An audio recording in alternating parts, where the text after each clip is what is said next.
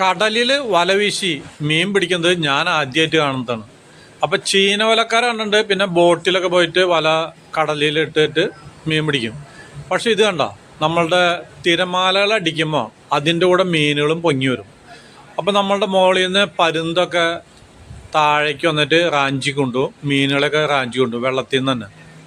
അതുപോലെ തന്നെ നമ്മളുടെ കണ്ടില്ലേ ഈ ഫിഷർമാൻ, ഈ വലവീശുകാരൻ കണ്ടോ മീൻ പിടിക്കുന്നത് കണ്ടോ, ഈ തിരമാലകളുടെ ഒപ്പത്തിന് മുകളിലേക്ക് പൊങ്ങി വരുന്ന മീനുകളെ ശ്രദ്ധിച്ചിട്ട് അത് കണ്ടു കഴിഞ്ഞാൽ ഉടനടി കടലിലേക്ക് ഓടി ചാടി പോയിട്ടാണ് ഈ വല വീശുക. ഇപ്പോൾ കാണാം, ഈ അറ്റത്ത് കാണുന്നതാണ് ചീന വല. അപ്പോൾ കണ്ടോ മീനെ കണ്ടു കഴിഞ്ഞാൽ ഇയാൾക്ക് കടലിലേക്ക് ചാടണം. കണ്ടോ ഇതേ പോണ കണ്ടോ, വല വീശന് കടലിലേക്ക് വല വീശി.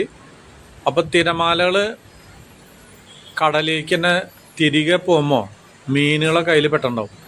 അപ്പം മീനെ കണ്ടതിന് ശേഷമാണ് വല വീശുക. അപ്പം എന്തായാലും മിക്കവാറും ഇവരെ ഉന്നം പഴച്ചില്ലെങ്കിൽ മീൻ കിട്ടും. അപ്പം ഞാനിത് കുറച്ച് നേരം നോക്കി കണ്ടു. ഇതാണ് ചീന വല. ചീന വല നിങ്ങൾക്കൊക്കെ അറിയാം, ഇത് കടലിൽ ഇങ്ങനെ മുക്കിയിടും. 10-15 മിനിറ്റ് കഴിയുമ്പോൾ പൊക്കിയെടുക്കും, അതിൽ മീൻ കിട്ടും.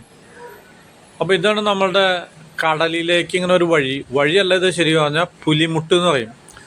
അപ്പോൾ കടലിലേക്ക് 1 കിലോമീറ്റർ, ചിലയിടത്ത് 2 കിലോമീറ്റർ ഇങ്ങനെ കരിങ്കല്ലിട്ടിട്ട് ഇങ്ങനെ നിരത്തി ഇങ്ങനെ കൊണ്ടുപോകും. അപ്പോൾ ഈ ബോട്ടുകൾ വരുമ്പോൾ അവിടെ മണൽ തിട്ട ഉണ്ടാവാണ്ടിരിക്കാൻ വേണ്ടിയിട്ടാണ് ഇത്. അപ്പോൾ ഈ കരിങ്കല്ലിൻ്റെ പുലിമുട്ടിൻ്റെ ഒരു വശത്താണ് മണൽ തിട്ട ഉണ്ടാവുള്ളൂ, മറ്റു സ്ഥലത്തോടെ ഇങ്ങനെ ബോട്ടുകൾക്ക് സഞ്ചരിക്കാം. അപ്പം ഞങ്ങൾ കുറച്ച് മീനും വാങ്ങിയിട്ട് വീട്ടിലേക്ക് മടങ്ങാണ്. അപ്പം എൻ്റെ കൂടെ ഭാര്യ സബിതയുണ്ട്, പിന്നെ പേരക്കുട്ടി എസ്റ്റലുണ്ട്. അപ്പോൾ എസ്റ്റൽ പറയുന്ന അപ്പൂപ്പ മീനൊക്കെ ചത്തുപോകും, നമുക്ക് വേഗം പോവാന്ന് പറഞ്ഞിട്ട് ഞങ്ങൾ നല്ല സ്പീഡിൽ ഇങ്ങനെ പോയിക്കൊണ്ടിരിക്കുകയാണ്. അപ്പോൾ ഇത് എൻ്റെ വീട്ടിലെത്തി. നല്ല പച്ചമാങ്ങയും ഈ മീനും കൂടി കറി വയ്ക്കാൻ അടിപൊളിയാണ്. പക്ഷെ മീൻ വറുത്തതാണ് ഞങ്ങൾക്ക് കൂടുതൽ ഇഷ്ടം, അതുകൊണ്ട് സബിത എന്താ ചെയ്യണേന്ന് അറിയില്ല. അപ്പം ഞാൻ ഇതിൻ്റെ ചെകിള, പിന്നെ ഇതിൻ്റെ ചെതമ്പൽ അതൊക്കെ കളഞ്ഞിട്ട് ഈ പകുതിയൊക്കെ ചെത്തി കളഞ്ഞിട്ടാണ് കൊടുത്തു കഴിഞ്ഞിട്ടുണ്ടെങ്കിൽ പെട്ടെന്ന് നമുക്കത് ഫ്രൈ ചെയ്ത് രുചി നഷ്ടപ്പെടാണ്ട് ഇപ്പം കഴിക്കാം. അപ്പോൾ എൻ്റെ നാട്ടിലൊക്കെ ചന്തയിൽ ഈ മീൻ പിടിച്ചു കൊണ്ടുവന്നിട്ട് ബോട്ടിൽ കൊണ്ടുവന്നിട്ട് പിറ്റേ ദിവസം അല്ലെങ്കിൽ 2-3 ദിവസം കഴിഞ്ഞിട്ടൊക്കെ ബോട്ട് കരയ്ക്ക് അടുക്കുമ്പോൾ ഈ ഐസിലിട്ട മീനാണ് കിട്ടുക.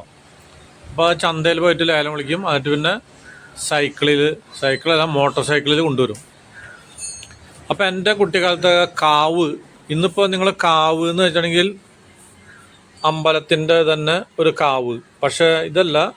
കാവ് എന്ന് പണ്ടൊക്കെ പറഞ്ഞിട്ടുണ്ടെങ്കിൽ അതുകൊണ്ട് ഈ മീൻ പിടുത്തക്കാർ ഒരു 6 അടി നീളത്തിലുള്ള ഒരു വടി, അതിൻ്റെ 2 അറ്റത്തും 6 അടി അല്ലെങ്കിൽ 5 അടി നീളത്തിലുള്ള ഒരു വടി, അതിൻ്റെ 2 അറ്റത്തും ഓരോ കൊട്ട തൂക്കിയിടും. എന്നിട്ട് അതിലാണ് മീനുകളെ വെക്കുക. എന്നിട്ട് നടന്നിട്ടാണ് വരുക, നടന്നിട്ട് അതിനാണ് കാവ് എന്ന് പറയുന്നത്. ഇപ്പം ഇന്ന് നിങ്ങൾക്കൊക്കെ കാവ് എന്ന് വെച്ചിട്ടുണ്ടെങ്കിൽ അമ്പലം അല്ലെങ്കിൽ കാളിക്കാവ് അങ്ങനെയൊക്കെ വന്നിട്ട് അറിയുള്ളൂ. അപ്പോൾ നമ്മളുടെ മീനൊക്കെ അതെ സബിത ഉപ്പ്, മുളക്, മഞ്ഞൾ ഇതൊക്കെ ഇട്ടിട്ട് പുരട്ടി വെച്ചത് കണ്ട നേരെ ഫ്രൈ പാനിലേക്ക് ഇട്ടു. അപ്പോൾ ഇത് ഐസ് ഇടാത്ത മീനാണ്, നേരെ കടലിൽ നിന്ന് പിടിച്ചുകൊടുന്നത്. അപ്പം ഞാനൊന്നും ഇന്ന് വരെ കഴിച്ചിട്ടുണ്ടായില്ല, കാരണം എൻ്റെ വീട് കടലിൽ നിന്ന് ഒരു 30-35 കിലോമീറ്ററോളം ദൂരെയാണ്. അപ്പോൾ കേരളത്തിൽ 35 കിലോമീറ്റർ ഇവിടെ എത്തിയാണ് എൻ്റെ വീടായി. ഇനി ഒരു 30 കിലോമീറ്റർ ഞാൻ കിഴക്കോട്ട് സഞ്ചരിച്ചാൽ മല. അപ്പോൾ ഈ കടലിനും മലകൾക്കും പർവ്വതങ്ങൾക്കും നടുവിലാണ് എൻ്റെ വീട്. അപ്പോൾ കേരളത്തിൽ മിക്കവാറും സ്ഥലങ്ങളിലൊക്കെ 70 കിലോമീറ്ററൊക്കെയാണ് കടലും മലയായിട്ടുള്ള ദൂരമുള്ളൂ. ചിലയിടത്ത് ദൂരം ഇല്ലാത്ത സ്ഥലമുണ്ട്. അപ്പോൾ നമ്മുടെ മീനൊക്കെ ഫ്രൈ ആയി. അപ്പോൾ കൊതിയൂറുന്ന മണം വരുന്നുണ്ട്. ഞാനപ്പോൾ ഇത് ടേസ്റ്റ് ചെയ്യാം. അപ്പം നമുക്കിനി വീണ്ടും അടുത്ത വീഡിയോകളിൽ കാണാം.